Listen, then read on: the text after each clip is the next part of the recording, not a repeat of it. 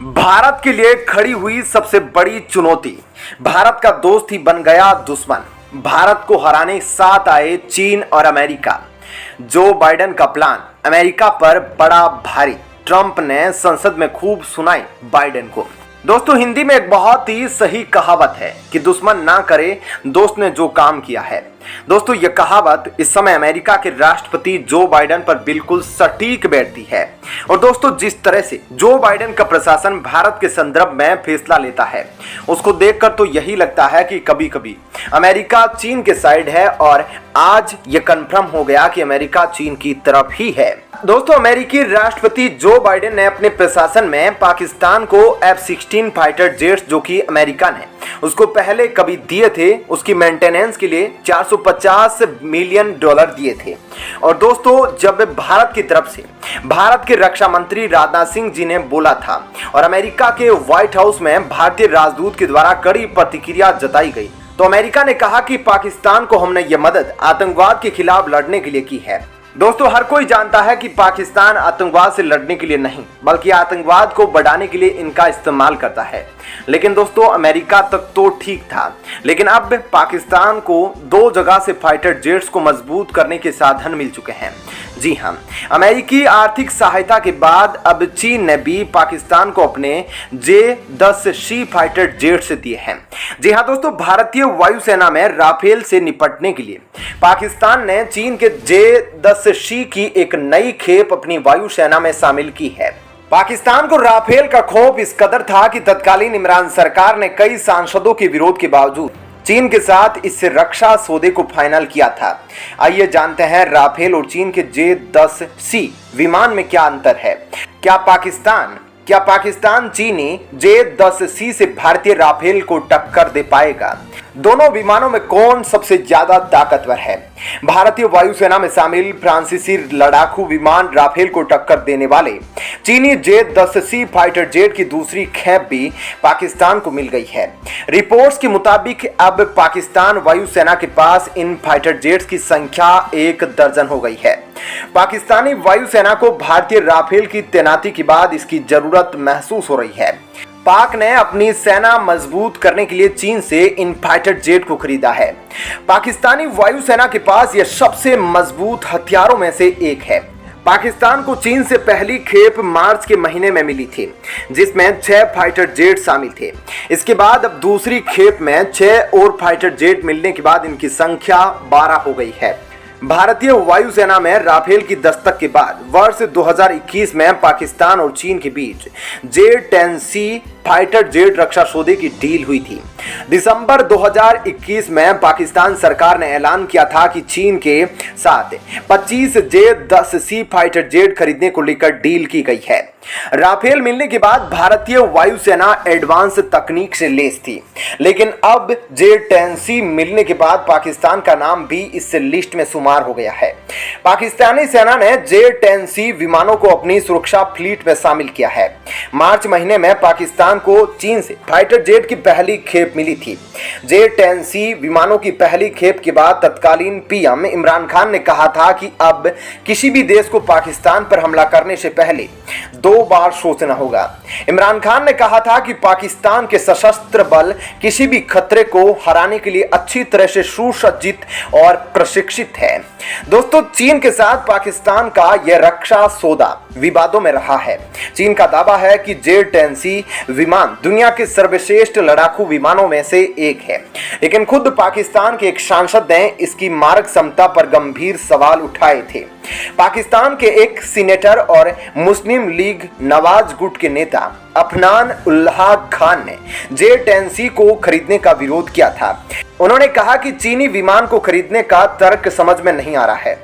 J-10C पहले से ही पाकिस्तान की वायुसेना में मौजूद है और नया विमान उसका अपग्रेड वर्जन है। हालांकि भारत के राफेल फाइटर जेट से घबराई पाकिस्तान की तत्कालीन इमरान खान सरकार ने अपने ही सांसद का विरोध दरकिनार करते हुए चीन से 25 J-10 लड़ाकू विमानों की एक पूरी स्क्वाड्रन खरीदी थी।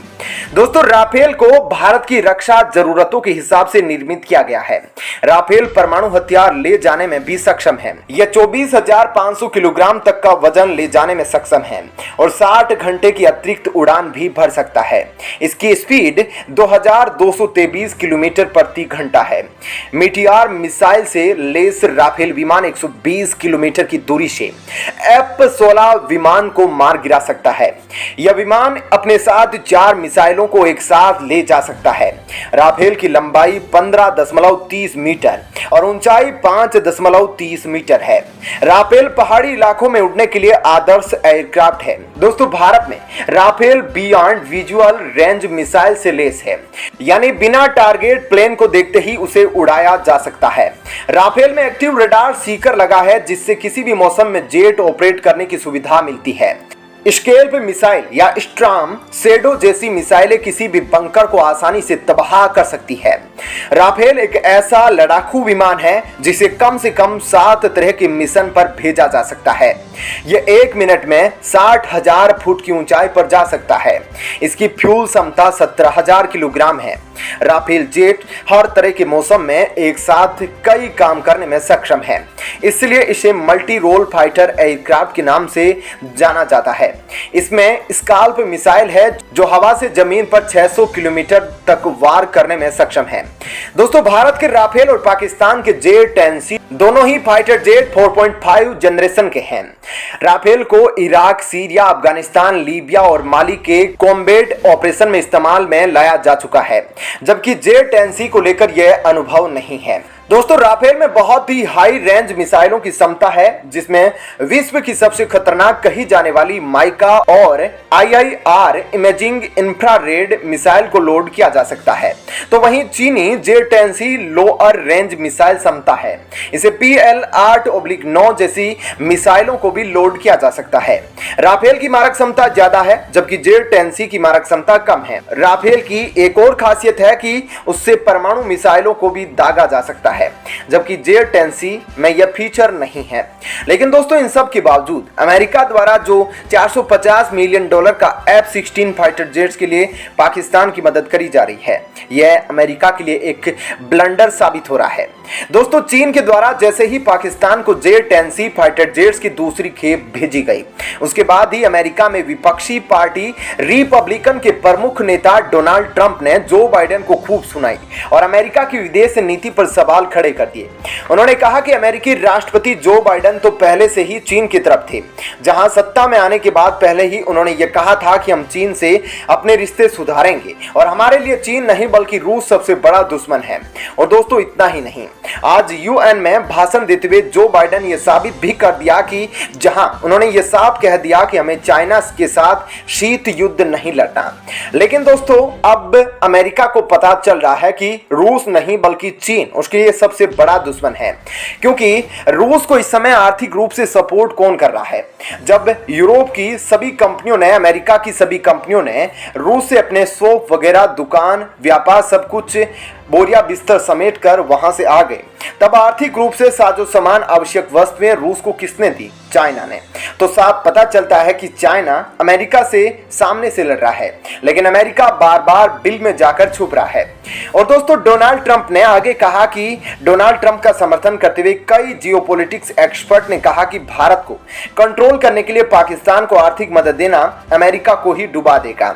उन्होंने कहा जब पाकिस्तान चीन से सैन्य सामान ले रहा है तब अमेरिका को पाकिस्तान की मदद करने की क्या जरूरत थी? दोस्तों उन्होंने आगे कहा कि भारत जो कि अकेला चीन से लड़ रहा है, अमेरिका को उसकी मदद करनी चाहिए, ना कि उसके दुश्मनों की सहायता करने की।